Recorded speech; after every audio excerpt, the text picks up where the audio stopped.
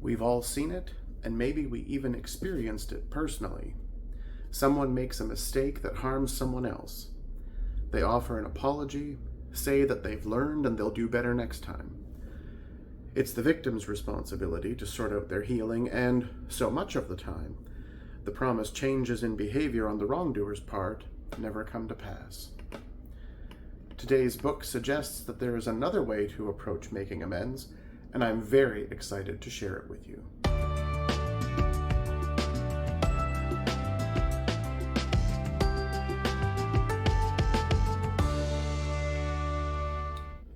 On Repentance and Repair, Making Amends in an Unapologetic World, is a brilliant and wonderful book.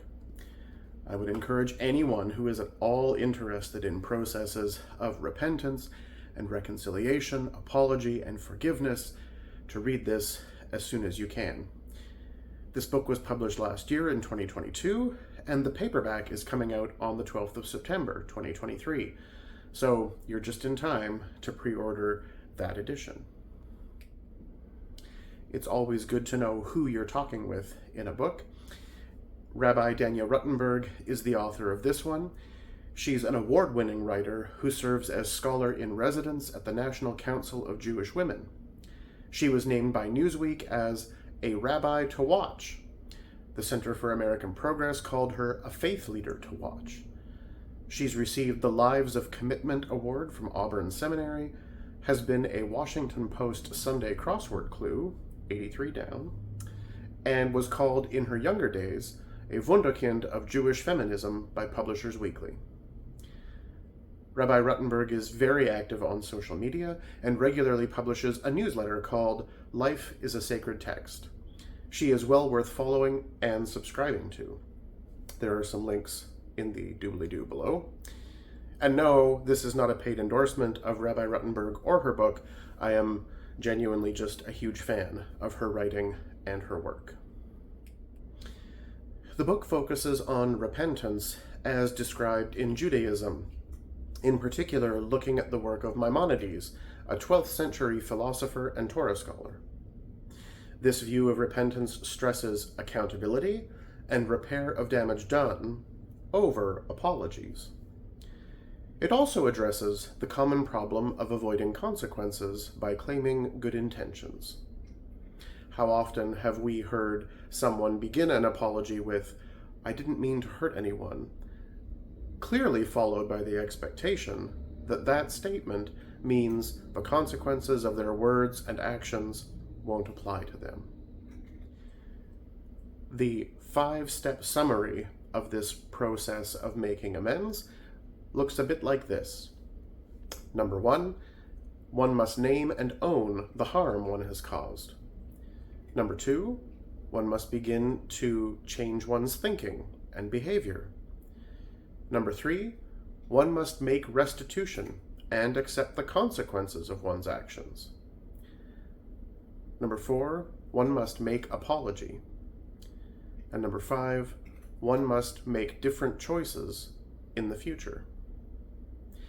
This isn't a short process, and, depending on the kind of harm done, may take the rest of the perpetrator's life to repair. It may never get fully repaired. But the focus is on repairing the damage done and on demonstrable changes of behavior on the part of the one who did harm. This is a marked, and for me, extremely welcome, contrast to much of the social focus here in Canada and in the United States, where Danya Ruttenberg lives, which tends to be on apologies, which are very often followed with no meaningful action or change. The consistent demand for accountability, repair, change, and care for the victim shapes a process in this book which fosters real healing and not just a quick route to getting over it so that we can move on to the next thing. So following this outline, Rabbi Ruttenberg takes us through examples of how this process might appear in different situations, including in personal relationships, when one must be accountable in public, in institutional obligations, and forms of national repentance.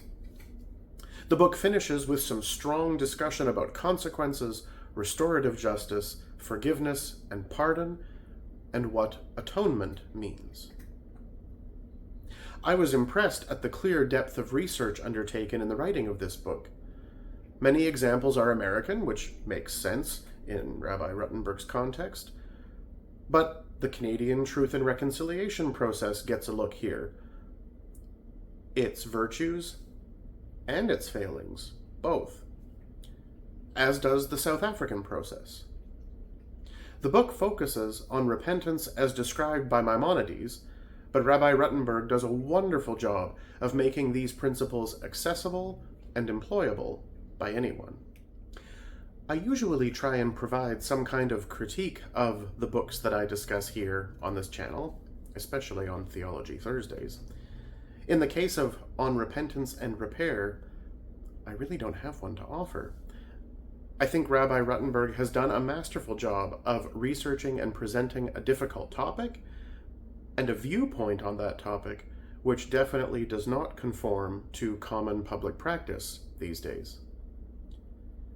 In my own context, I think this book should be mandatory reading in classes on pastoral care and congregational development and management.